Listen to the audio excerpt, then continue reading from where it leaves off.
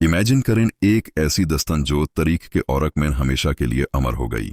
एक ऐसी जंग जहां तकात और तदद का कोई मुकाबला नहीं था, बल्कि ईमान और यकीन का इम्तिहान था। ये कहानी शुरू होती है उस वक्त से जब मक्का के मुसलमानों पर जुल्म और सितम के पहाड़ तोड़े जा रहे थे। 13 साल तक उन्होंने हर किस्म की तकलीफ बर्दाश्त की। उन्हें सताया गया, उन्हें भूखा रखा गया, उन्हें उनके घरों से निकल दिया गया, उनकी जायदादें छीन ली गईं और उन्हें अपने ही शहर में अजनबी बना दिया गया। लेकिन इन तमाम मुश्किलात के बावजूद उनका ईमान कमज़ोर न हुआ, बल्कि हर दीन के साथ और मजबूत होता गया।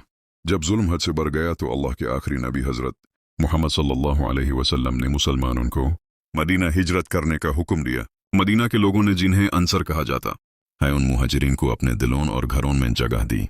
उनके दुखों को अपना दुख समझा और उनकी मदद को अपना फर्ज बना लिया। लेकिन मक्का के कुरैश अब भी चैन से नहीं बैठे थे। वो मुसलमानों को मदीना में भी सुकून से जीने नहीं देना चाहते थे और उनकी हर मुमकिन कोशिश थी कि इस नई इस्लामी रियासत को ख़त्म कर दिया जाए। इसी दौरान शाम यानी सीरिया से कुरैश का एक बहुत बड़ा तिजारती काफिला मक्का वापस आ रहा था, जिसका सरदार अबू सुफियान था। इस काफिले में मक्का के तकरीबन हर घर का सरमाया लगा हुआ था और इस तिजारत का मुनाफा मुसलमानों के खिलाफ एक बड़ी फौज तैयार करने के लिए इस्तेमाल होना था। जब नबी करीम सल्लल्लाहु अलैहि वसल्लम को इस काफिले की वापसी की खबर मिली तो आपने फैसला किया कि इस काफिले को रोका जाए ताकि कुरैश की इक्तिसादी ताकत को कमजोर किया जा सके।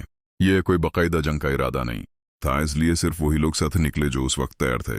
किसी को इस बात का अंदाजा नहीं था कि आगे चलकर ये सफर एक ऐसी अजीम जंग में तब्दील हो जाएगा जो दुनिया की तारीख का रुख बदल देगा। मुसलमानों का ये छोटा सा लश्कर मदीना से निकल पड़ा। इनकी तादाद सिर्फ 313 थी। उनके पास न मुकम्मल हथियार थे, न ज़रें थे और न ही सवारी के लिए काफी जानवर थे। सिर्फ 2 घोड़े और चांद ऊंट थे जिन्हें वो बारी बारी इस्तेमाल करते थे, और एक ऊंट पर 3-3 सहाबा सवारी करते थे।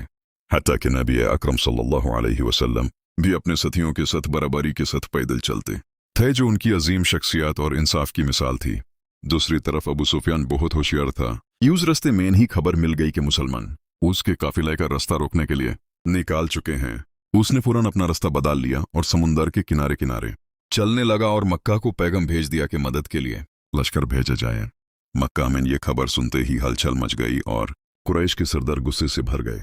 अबू जहल, उतबा, शैबा और उमय्या बिन खलफ जैसे लोग फौरन 1000 से ज्यादा अफराद पर मुश्तमिल लश्कर लेकर निकाल पड़े, जो हर किस्म के हथियारों से लैस था।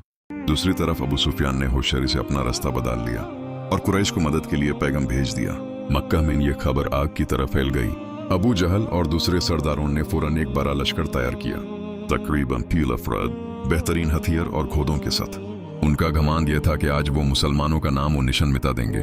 जब काफिला महफूज हो गया तो अबू सुफियान ने पैगाम भेजा कि अब वापस आ जाओ, लेकिन अबू जहल ने तकब्बुर में आकर माना कर दिया। उसका कहना था कि हम बद्र जाकर अपनी ताकत का मुजाहिरा करेंगे ताकि अरब भर में हमारी दहशत बैठ जाए। इधर नबी करीम को जब कुरैश के लश्कर की खबर मिली तो आपने सहाबा से मशवरा किया। यह बहुत नाजुक लम्हा था।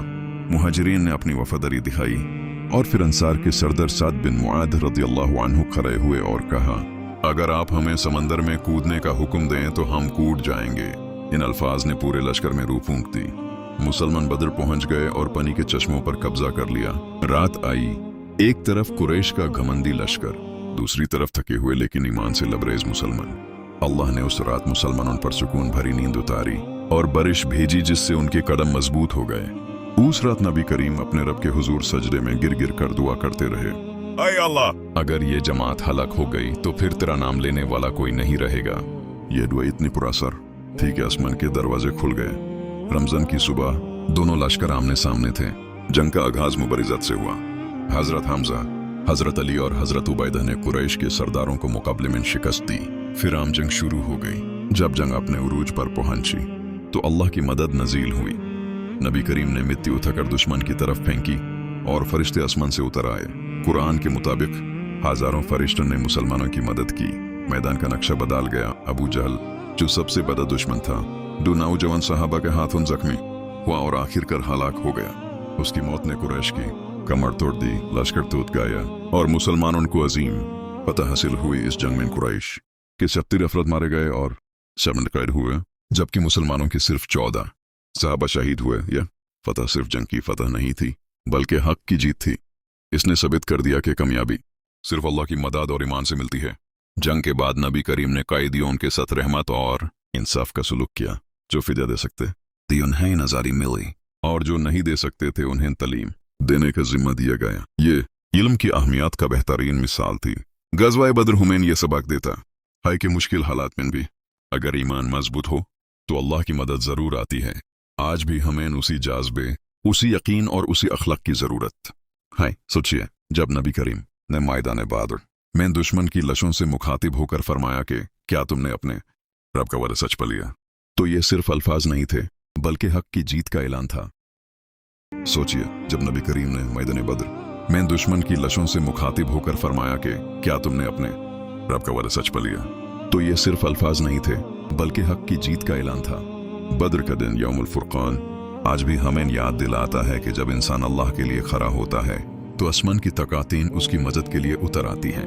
दोस्तों, अपने दिल से पूछिए, क्या हमारे अंदर वो बद्र वाला ईमान है? अगर हम कामयाबी चाहते हैं तो हमें अपनी जिंदगी को उसी रास्ते पर ढलना होगा।